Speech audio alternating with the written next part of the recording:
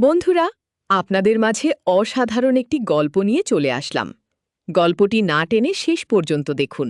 Music, তাহলে আপনি অনেক মজা পাবেন। আমাদের নতুন নতুন ভিডিও পেতে আমাদের মিউজিক চ্যানেলটিকে সাবস্ক্রাইব করুন এবং কমেন্ট করে জানিয়ে দিন কোন ধরনের গল্প আপনি পছন্দ করেন। চলুন বন্ধুরা, গল্পটি শুরু করি। আমি সুমন, এবার স্নাতক শেষ করলাম। হাতে অনেকটা সময় আছে ফলাফল আসতে। এখন চারদিকে মিউজিক, প্রচণ্ড শীত, আর শীতের দিনে ঘোরাঘুরি করার মজাই আলাদা। মিউজিক, তাই ভাবছিলাম কোথাও ঘুরে আসি। আমার পরিচয়টা তো দেওয়া হলো না। আমাদের পরিবারে আমি ছাড়াও আমার আপন এক ভাই ও এক বোন আছে, আর সৎ দুইটা বোন, আর আছে একজন সৎ মা। ছোট থেকে বাবা সেই সৎ মায়ের সাথেই থাকতেন। বাবা ছিলেন একজন শ্রমিক, দেশের বিভিন্ন জায়গায় ভাষা ভাড়া নিয়ে কাজ করতেন। ২-৩ মাস পরপর বাড়িতে এসে ২-১ দিন থেকে আবার চলে যেতেন। এভাবেই চলছিল আমাদের জীবন। মিউজিক, আমার মা ছিলেন বাবার প্রথম স্ত্রী, কিন্তু আমার সৎ মা বাবাকে বিয়ে করে আমাদের কাছ থেকে সরিয়ে মিউজিক নেন। তখন আমি ছোট ছিলাম, কিন্তু বড় হওয়ার সাথে সাথে বাবার ভালোবাসা খুব মিস করতাম। সৎ মায়ের প্রতি খুব রাগ, অভিমান জমতে থাকি। প্রতিশোধের নেশা আমাকে মিউজিক কুড়ে কুড়ে খেত। তবে মিথ্যে বলবো না, ছোট থেকে বাবা আমাকে অনেক ভালোবাসতেন, কারণ তার ওই ঘরে কোনো ছেলে ছিল না। আমি ছিলাম বড় ছেলে। সেইটা নিয়ে মাঝে মাঝে বাবার কাছে যেতাম। এভাবেই বছর কেটে গেল। মিউজিক, আমি বড় হতে হতে এখন স্নাতক শেষ করলাম, কিন্তু আমার প্রতিশোধ এখনো বাকি। যেভাবেই হোক কিছু একটা করতেই হবে, এই ভাবনাই দিন কাটছিল। তখনই বাবার ফোন এলো। তিনি তখন খুলনায় ছিলেন। বললেন, তোর তো এখন পরীক্ষা শেষ, কয়েকদিনের জন্য ঘুরে আয় এখানে। কথা মতো ব্যাগ গুছিয়ে বাসে উঠলাম। বিকেল গড়িয়ে পৌঁছালাম খুলনায়। মিউজিক, দেখলাম বাবা আমার জন্য দাঁড়িয়ে আছেন। সোজা তাদের বাসায় নিয়ে গেলেন। ছোট্ট 2 রুমের ভাড়া বাসা, মাত্র 1000 টাকার ভাড়া। আমি যেতেই সৎমা বলল, কেমন আছিস বাবা? সে মৃদু স্বরে বলল, দাদা, তুমি এসে বলে বাসাটা কেমন যেন পূর্ণ লাগছে। ছোটরা সারাদিন খুশিতে মেতে আছে। আমি কিছু না বলে তাকিয়ে রইলাম তার চোখের দিকে। মনে হচ্ছিল ওই চোখে কোনো অজানা রহস্য লুকিয়ে আছে। সে হঠাৎ হেসে ফেলল। সেই হাসি এত নিখাত, অথচ আমার ভেতরে যেন অদ্ভুত অশান্তি জাগিয়ে তুলল। আমি মুখ ফিরিয়ে নিলাম, কিন্তু মনের ভেতর দোয়াচল থামছিল না। প্রতিশোধের আগুন আমাকে শক্ত করে রেখেছে, অথচ এই মেয়েটি আমাকে দুর্বল করে দিচ্ছে প্রতিটি মুহূর্তে। আমি বুঝাতে চাইছিলাম না, কিন্তু সত্যি বলতে সেই মুহূর্তে তার উপস্থিতি আমার একাকিত্ব ভেঙে দিচ্ছিল। সে পাশে বসে নরম স্বরে বলল, দাদা, তুমি না থাকলে আমাদের কতটা শূন্য লাগে জানো? তার কণ্ঠে এক ধরনের টান ছিল। আমি যেন আটকে গেলাম, উত্তর দিতে পারলাম না, শুধু চেয়ে রইলাম। বাতাসে তার চুল উড়ছিল। সেই দৃশ্য আমার বুকের ভেতর কেমন অস্থিরতা তৈরি করছিল। সে হেসে বলল, তুমি এত চুপচাপ কেন? তোমাকে দেখে মনে হয় তুমি খুব ভারী কিছু নিয়ে ঘুরছ। আমি একটু থমকালাম, তারপর জবাব দিলাম, হয়তো তাই। সে আর কিছু বলল না, শুধু কিছুক্ষণ আমার দিকে তাকিয়ে থাকল। সেই দৃষ্টি আমার ভেতরে আগুন ধরিয়ে দিল। মনে হচ্ছিল আমি প্রতিশোধ ভুলে যাচ্ছি, অথচ ভুলতে চাই না। বিকেলে আমরা একসাথে বাজারে গেলাম।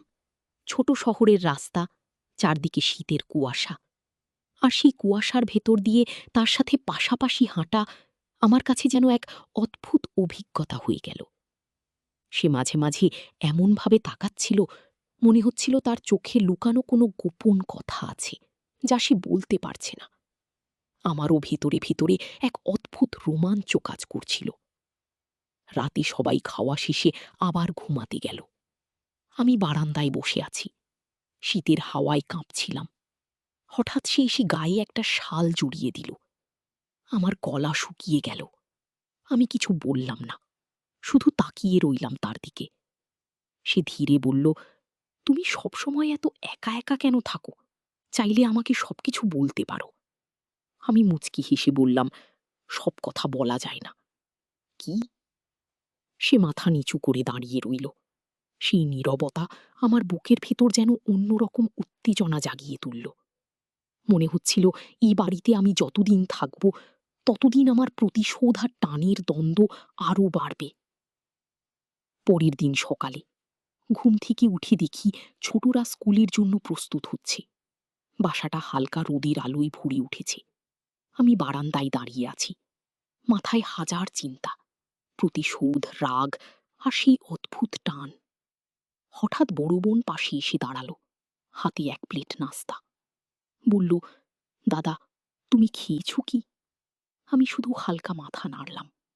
সে বসে আমার পাশেই, চুপচাপ প্লেটটা রাখল। হাওয়ার স্পর্শে তার চুল হালকা নড়ল। আমার ভিতরের অস্থিরতা আরও বেড়ে গেল। কথা বলার মধ্যে নেই, কিন্তু তার উপস্থিতি যেন এক অদ্ভুত শক্তি হয়ে আমার ভিতর ঢুকছিল। আমি চেষ্টা করলাম নিজেকে স্থির রাখতে। মনে মনে বললাম, না সুমান, ভুলে যাস না, এরা তোর শত্রু। কিন্তু প্রতিটি মুহূর্তে সে হাসল, একটু এগিয়ে এসে বলল, দাদা, তুমি কি জানো, আমি তোমাকে দেখে কত শান্তি পাই। আমি কানে শোনার মতো ভঙ্গি প্রকাশ করলাম না, শুধু তাকিয়ে রইলাম তার চোখে। এক অদ্ভুত কোমলতা, যা আমার প্রতিশোধের আগুনের ভেতর একটা নতুন আগুন ধরিয়ে দিল। দুপুরে বাজার থেকে ফিরে সবাই খাবারের জন্য ব্যস্ত। আমি আর সেই ঘরে একটু দেরি করে রইলাম। ছোটরা বাইরে খেলছে। আমি পাশের চেয়ারে বসে বই পড়তে চেয়েছিলাম, কিন্তু চোখ বারবার তার দিকে ঘুরে। সে হেসে বলল, দাদা, তুমি এত একা একা কি করছো? আমি শুধু হেসে বললাম, কিছু না। সে আমার কাছে এসে বসে হঠাৎ হাত দিয়ে আমার হাতটা স্পর্শ করল।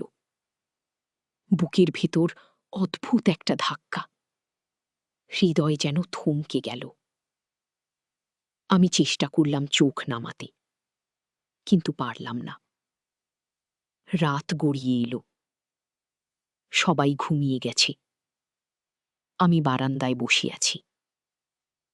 হঠাৎ সে এসে পাশে দাঁড়ালো, হাতে শীতের শাল। আমাকে ঢেকে দিয়ে বলল, দাদা, ঠান্ডা লাগছে? আমি কিছু বললাম না, শুধু তাকিয়ে রইলাম তার দিকে। সে একটু হাসল, তারপর চুপচাপ বসে রইল। রাতের নিস্তব্ধতা, হাওয়ার শব্দ আর তার পাশে বসার স্পর্শ, সব মিলিয়ে আমার মন ভেঙে গিয়েছে। কিন্তু একই সঙ্গে এক অদ্ভুত রোমাঞ্চ সৃষ্টি হয়েছে। মনে হচ্ছিল আমি প্রতিশোধ আর টানের মধ্যে ফাঁদে পড়েছি। একদিকে বাবা ও সৎমায়ের জন্য প্রতিশোধ, অন্যদিকে তার সাথে কাটানো ছোট ছোট মুহূর্ত, চোখে চোখ রাখার খেলা, নীরব স্পর্শ, সব মিলিয়ে একটি নতুন আবহ তৈরি করছে। আমি জানি এই বাসায় প্রতিটি দিনই আমাকে নতুন দ্বন্দ্বের মধ্যে ফেলবে, আর আমি নিজেকে আর সামলাতে পারব না। সকালে ঘুম থেকে উঠে দেখি ছোটরা বাইরে খেলা করছে। বাবা এখনো কাজে গেছেন, সৎমা রান্নাঘরে ব্যস্ত। আমি বারান্দায় দাঁড়িয়ে শীতের হাওয়া খাচ্ছি। তখনই বড় বোন এসে পাশে দাঁড়ালো, হাতে নাস্তার প্লেট। বলল, দাদা, খেয়েছ কি?